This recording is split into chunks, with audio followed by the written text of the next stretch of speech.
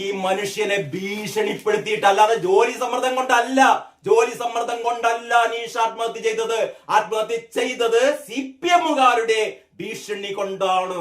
ഇനിയെങ്കിലും പത്രക്കാരെ കേൾക്കുമ്പോഴത്തേക്ക് ഇങ്ങനെ എന്താ പറയാ, കാള പെറ്റു എന്ന് കേൾക്കുമ്പോഴത്തേക്ക് കയറെടുത്തോടുന്ന മാതൃഭൂമിക്കാരെ, കേരള കൗമുദിക്കാരെ, മനോരമക്കാരെ, ഈ നാട്ടിലെ മറ്റു പത്രക്കാരെ, ചാനലുകാരെ ഓർക്കേണ്ടത്, നിങ്ങൾ കാര്യങ്ങൾ പഠിക്കണം കേട്ടോ. കാര്യങ്ങൾ പഠിക്കണം. രാഷ്ട്രീയ പാർട്ടിക്കാർക്ക് ഇങ്ങനെ തുറഞ്ഞുതുള്ളാം, രാഷ്ട്രീയ പാർട്ടിക്കാർക്ക് ഇങ്ങനെ ഭീഷണിപ്പെടുത്താം. പക്ഷെ നിങ്ങൾ സത്യസന്ധമായി പത്രപ്രവർത്തനം, മാധ്യമ പ്രവർത്തനം നടത്തേണ്ടവരാണ് നിങ്ങൾ കേട്ടോ. നിങ്ങളല്ലാതെ SIR എന്ന് പറയുന്നത് എന്തോ മലമറിക്കലാണ്.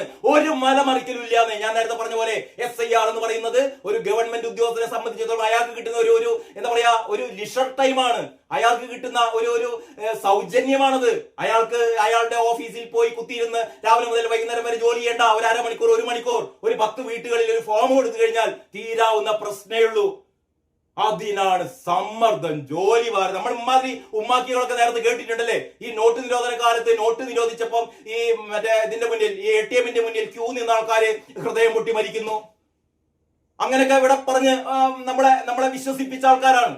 നോട്ട് നിരോധനത്തിന്റെ പേരിൽ ഇങ്ങനെ 10,000 കുടഞ്ഞു വീണ് മരിച്ചു എന്നൊക്കെ പറയുന്ന പത്രക്കാർ ഇപ്പോൾ ഇനി വേണ്ട കേട്ടോ. നിങ്ങളെ ഇമാതിരി പരിപാടി നിർത്തുന്നതാണ് പത്രക്കാർക്ക്, മാധ്യമങ്ങൾക്ക്, ചാനലുകാർക്കൊക്കെ നല്ലത്. കാരണം ജനങ്ങൾക്ക് അറിയാം ഇത്രയേ ഉള്ളൂന്ന്. SIR എന്ന് പറഞ്ഞാൽ ഇത്രയേ ഉള്ളൂന്ന് ജനങ്ങൾക്ക്